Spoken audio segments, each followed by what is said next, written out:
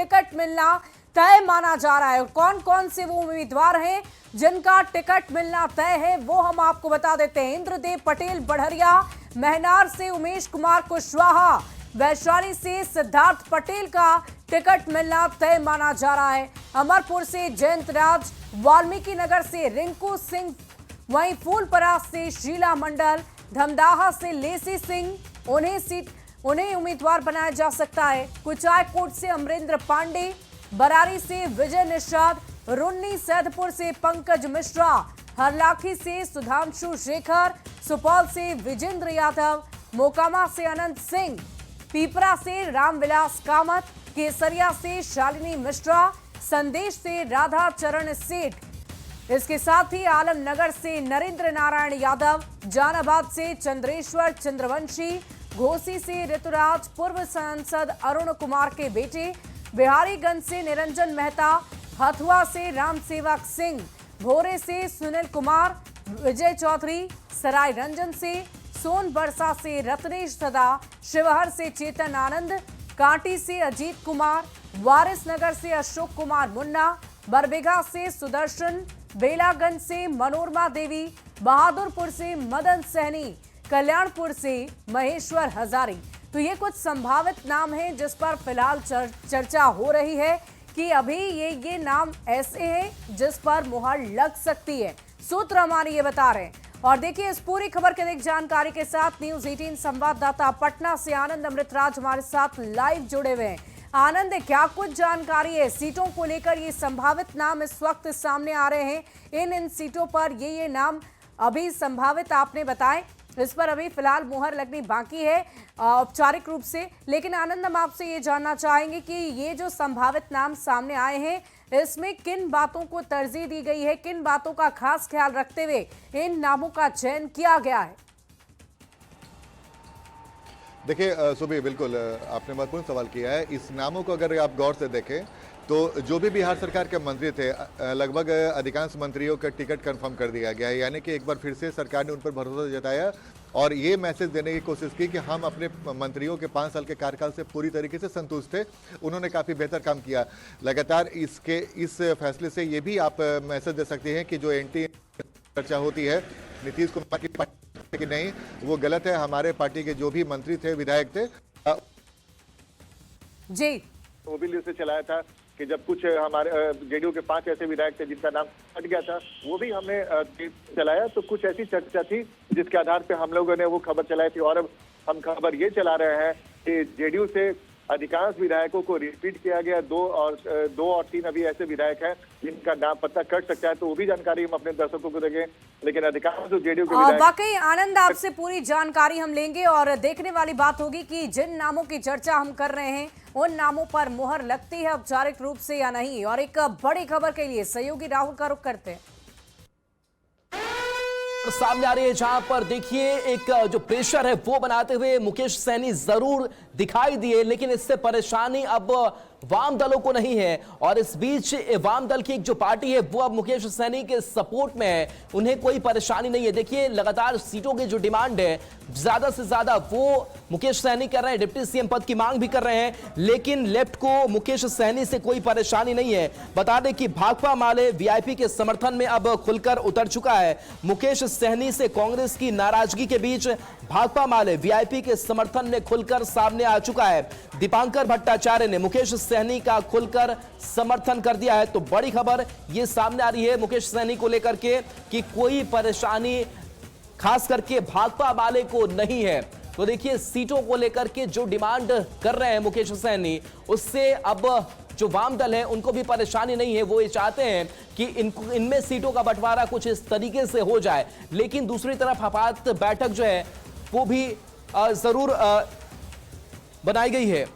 और देखिए मुकेश सहनी से जो कांग्रेस की नाराजगी है उस पर दीपांकर भट्टाचार्य का ये बयान भी सामने आया है। और दीपांकर भट्टाचार्य ने कहा है कि महागठबंधन में अंतिम चरण की जो बातचीत है वो चल रही है, सीट शेयरिंग का जो मामला है वो जल्द हल हो जाएगा। बातें चल रही है निश्चित तौर पर। अब देख लेते हैं, मैंने उसमें नई पार्टी भी है, पिछले बार से बड़ा गठबंधन है, तो वीआईपी पार्टी को भी जगह मिलनी चाहिए सम्मानजनक। तो निश्चित तौर पर सब लोग मिल करके तय कर रहे हैं मुझे लगता है कि अगले एक आध दिन में हम लोग 40 से कितनी सीटों पर नीचे अभी देखते हैं, बात कर लेंगे। कोई इसमें नीचे और ऊपर वाली बात नहीं है। बात है कि इंडिया गठबंधन को निर्णायक बहुमत कैसे मिले और पूरे बिहार में तमाम जो लोगों की जन आकांक्षा है कि सरकार बदले, उस आकांक्षा को हम लोग कैसे साकार कर सकें, ये मुख्य बात है। और शेष निश्चित तौर पर हमने कहा है कि ज़्यादा जिलों से, कुछ ज़्यादा सीटों से हम लोग लड़ना चाहते हैं। और देखिए देव ज्योति हमारे साथ वीआईपी के प्रवक्ता इस वक्त फोन लाइन पर जुड़ रहे हैं। देव ज्योति जी, बहुत बहुत स्वागत है आपका न्यूज़ 18 बिहार झारखंड पर। और देखिए इस वक्त सीटों को लेकर रस्साकसी चल रही है, महागठबंधन में भी और एनडीए में भी। अभी इस वक्त माले आपके समर्थन में है, लेकिन कहां परेशानी आ रही है? मुकेश सहनी आखिर चाहते क्या है? आपकी पार्टी क्या चाहती है? देखिए, कहीं कोई परेशानी नहीं है। हम लोग आदरणीय राहुल गांधी जी को देश के अगला प्रधानमंत्री के रूप में हमारी पार्टी देखती है, और जितने भी गठबंधन दल के जितने भी हम लोग के सहयोगी हैं, सारे लोग चाहते हैं कि देश का अगला प्रधानमंत्री आदरणीय राहुल गांधी जी बने। ये कहाँ से ये मामला आता है कि कांग्रेस नाराज हो गया, सीपीआई माले नाराज हो गया, तो मतलब हमको समझ में नहीं आ रहा है कि ये सब कहाँ से ये सब बातें है। देवज्योति, तो सीटों की संख्या आपकी क्या है उम्मीदों वाली? नहीं, सीटों की संख्या जो भी है, मेन हमारा मुद्दा है कि भाजपा को बिहार से भगाना है, बीजेपी को लेकिन मुक्त बिहार बनाना है। देवज्योति जी, ये बताइए कि अब तक बात बन क्यों नहीं पा रही है? क्यों खोलकर एक प्रेस कॉन्फ्रेंस करके आप सीटों के फॉर्मूले पर बात क्यों नहीं कर रहे हैं? बनी हुई है, कोई ऐसा नहीं है कि बात बनी नहीं। अभी तक तो एनडीए का लिस्ट ही नहीं आया है। लेकिन हमारे सूत्र तो ये बता रहे हैं कि आपके नेता डिप्टी सीएम के पद की मांग पर अड़े गए। एक अति पिछड़ा का बेटा जो 37% आज के दिन में बिहार में जो है, जिसकी आबादी है, उस डिप्टी सीएम नहीं बन सकता है क्या? बताइए। नहीं बन सकता है, तो इस पर सहमति महागठबंधन में हो पा रही है या नहीं हो पा रही है? देखिए, सीधा हम लोग का साफ लाइन है। चलिए देवज्योति जी, आपसे बात करती हूँ। एक बड़ी खबर आ रही है, तो देखिए बड़ी खबर के लिए सहयोगी राहुल का रुख करेंगे। बिल्कुल, तो देखिए बिहार में किसकी बहार, और इस को लेकर के बड़ी खबर यही कि दिल्ली से लेकर के पटना तक जो बैठकों का दौर है, सिलसिला है, वो चल रहा है। एक तरफ दिल्ली में बात करें तो बिहार बीजेपी कोर ग्रुप की जो बैठक है वो जेपी नड्डा के आवास पर चल रही है, अमित शाह की मौजूदगी वहां पर है। तो दूसरी तरफ अगर बात करें तो एलजेपी आरबी की पार्लियामेंट्री बोर्ड की बैठक चल रही है, कांग्रेस ऑब्जर्वर की भी जो बैठक है वो भी चल रही है। तो एक एक जगहों पर जो बैठकों का सिलसिला है वो चल रहा है, और अंतिम तौर पर जो प्रत्याशियों के नाम फाइनल करने हो या फिर गठबंधन के साथ सीट शेयरिंग का फॉर्मूला तय करना हो, उस पर ये पार्टियां आगे बढ़ती हुई दिखाई दे रही हैं। बता दें कि ताबड़तोड़ मैराथन बैठकों का दौर जारी है। दिल्ली में बीजेपी के राष्ट्रीय अध्यक्ष जेपी नड्डा के आवास पर बीजेपी कोर ग्रुप की बड़ी बैठक चल रही है। यह बैठक करीब 2 घंटे से चल रही है।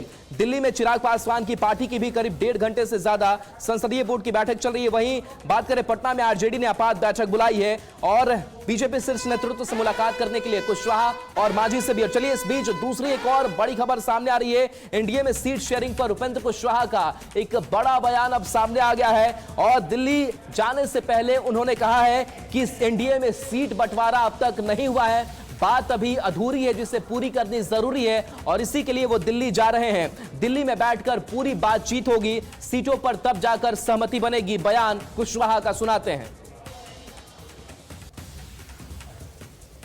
मीडिया में जो खबर दिखाई जा रही है, गठबंधन में एनडीए में बातचीत पर अंतिम सहमति बन गई, यह खबर जो दिखाई जा रही है, मेरी पार्टी के खाता में भी कुछ सीट बताई जा रही है, यह सही नहीं है। अभी तक बातचीत पूरे तौर पे समाप्त नहीं है, बातचीत का दौर जारी है।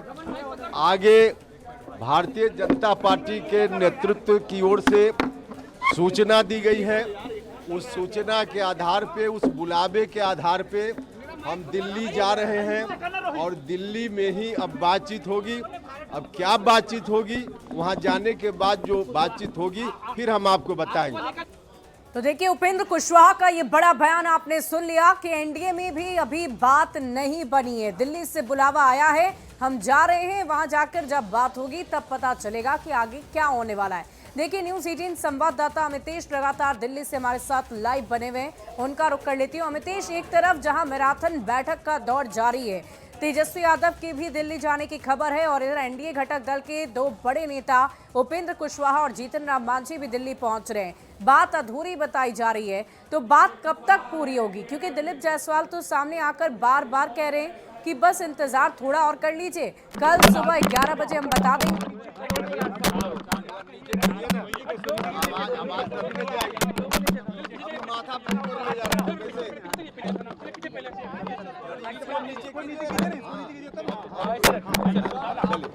अरे यार, सीटों पर बातचीत अभी अधूरी है। जो खबर कई जगह चल रही है सीटों पर सहमति के बारे में, इसमें सच्चाई नहीं है। सच्चाई यह है कि बातचीत का दौर अभी जारी है, बातचीत पूरी नहीं हुई है। बातचीत का अगला दौर दिल्ली में होगा। भारतीय जनता पार्टी के शीर्ष नेतृत्व की ओर से बुलावा के अनुसार हम दिल्ली जा रहे हैं।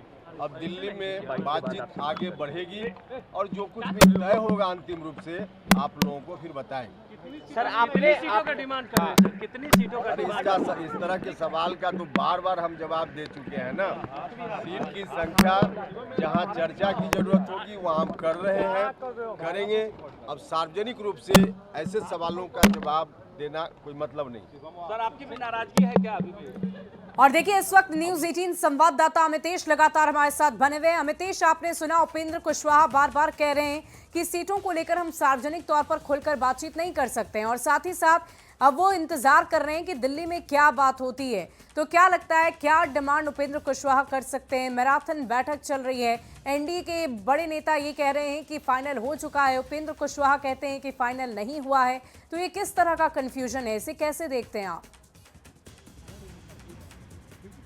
देखिए, जो हमारे सूत्र बता रहे हैं उसके मुताबिक उपेंद्र कुशवाहा केवल एक बात से नहीं बल्कि दो चीज़ों से खास तौर से उनकी नाराज़गी है और दो बातों पर अड़े हुए हैं। पहला, सीटों की संख्या को लेकर बीजेपी की तरफ से 6 सीटें उनको बार बार ऑफर की जा रही हैं और 6 सीट से उपेंद्र कुशवाहा संतुष्ट नहीं है, सीटों की संख्या ज़्यादा चाहते हैं, 7 या 8 सीटें चाहते हैं। दूसरा, जो वो मनपसंद जो सीट चाहते थे, मनपसंद सीटों में से लगभग 5 सीटें लग रहा है कि उस पर बीजेपी ने रजामंदी दिखा दी है, लेकिन उन 5 सीटों के अलावा उपेंद्र कुशवाहा चाहते हैं कि मगध क्षेत्र से भी 1 सीट उनके खाते में आए और दूसरा मधुबनी और खजौली में से 1 सीट उनके खाते में आए। तो ये दो बातें हैं जिसको लेकर के उनकी नाराजगी है और यही वजह है कि सम्मानजनक समझौते की उम्मीद में वो दिल्ली आ रहे हैं। बीजेपी आलाकमान की तरफ से उन्हें दिल्ली बुलाया गया है। थोड़ी देर में दिल्ली लैंड करेंगे उपेंद्र कुशवाहा। उसके बाद जब उनकी मुलाकात होगी बीजेपी नेताओं से तो निश्चित रूप से उसमें सब कुछ फाइनल होगा। लेकिन कुशवाहा चाहते हैं कि 6 सीटों पे से ज़्यादा हमें सीट मिले, 6 पर वो तैयार नहीं हो रहे हैं इस बातचीत को फाइनल करने के लिए। जी वाकई अमितेश, देखने वाली बात होगी कि बात कब तक बनती है। लेकिन इसी बीच एक बड़ी खबर अपने दर्शकों को बता दें, एलजेपीआरवी की बैठक खत्म हो गई है। दिल्ली में ये संसदीय बोर्ड की बैठक चल रही थी और इस बैठक को फिलहाल खत्म कर दिया गया है और अधिक जानकारी देंगे सहयोगी राहुल। बिल्कुल, देखिए तो चिराग पासवान अधिकृत किए गए हैं और ये कहा जा रहा है कि प्रत्याशियों के नाम हम फाइनल करेंगे, लेकिन उससे पहले हम सीटों को फाइनल कर देना चाहते हैं और जो अंतिम फैसला है, अंतिम मुहर है, उसके लिए चिराग पासवान अधिकृत किए गए हैं, जिसकी जानकारी इससे पहले भी बिहार के जो एलजेपी के आरवी के बड़े नेता हैं वो दे रहे थे। तो पार्लियामेंट्री बोर्ड की जो बैठक चल रही थी वो बैठक खत्म हो गई है और इस बैठक से अपडेट यही है कि हर फैसले के लिए चिराग अधिकृत किए गए हैं।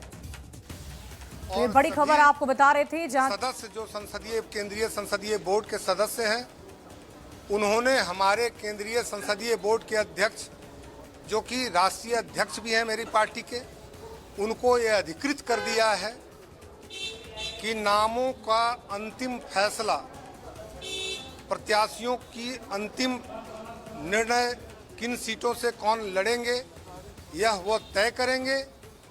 और एक बार जब एनडीए में सीटों की घोषणा, किस पार्टी को कितनी सीटें मिली, उसके आधार पे प्रत्याशियों की जो पहले 2 चरणों में आप लोगों को पता है कि 2 चरण में बिहार विधानसभा का चुनाव हो रहा है, इसके लिए प्रथम चरण की सूची एक बार सीटों की घोषणा होने के बाद आप लोगों के साथ साझा कर दी जाएगी। बड़े भी बोलने लगे। सर सीटों को लेकर कुछ बातचीत हो गई है?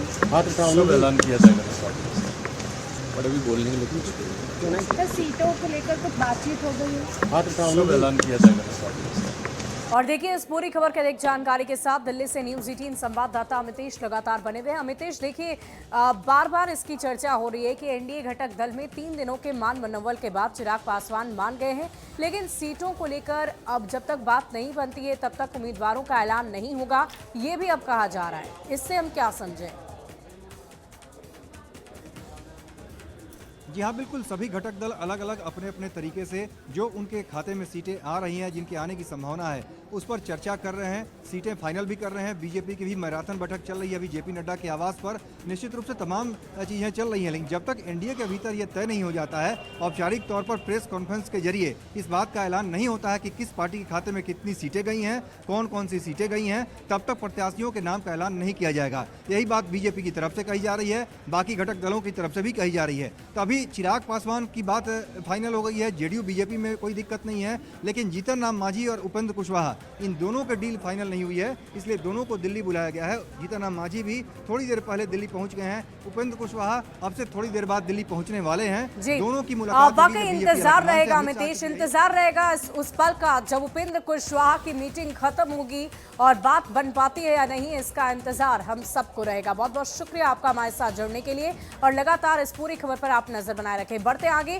पीएम मोदी दिल्ली में भारतीय कृषि अनुसंधान संस्थान के विशेष कार्यक्रम में शामिल हुए, जहां उन्होंने किसानों से बातचीत की है। पीएम मोदी ने किसानों से मुलाकात का वीडियो भी शेयर किया है, जिसमें वो किसानों से मिलते जुलते नजर आ रहे हैं। वीडियो में देखा जा सकता है कि पीएम मोदी ने किसानों की बातों को बहुत गौर से सुना है और अपनी राय भी दी है।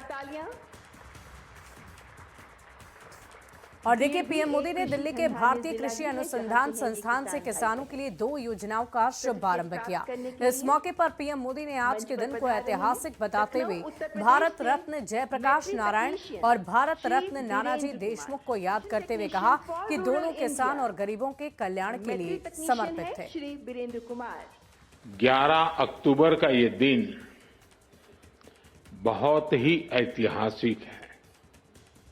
आज नया इतिहास रचने वाले मां भारती के 2 महान रत्नों की जन्म जयंती है। भारत रत्न श्री जयप्रकाश नारायण जी और भारत रत्न श्री नानाजी देशमुख, ये दोनों ही महान सपूत ग्रामीण भारत की आवाज थे, लोकतंत्र की क्रांति के अगुवा थे।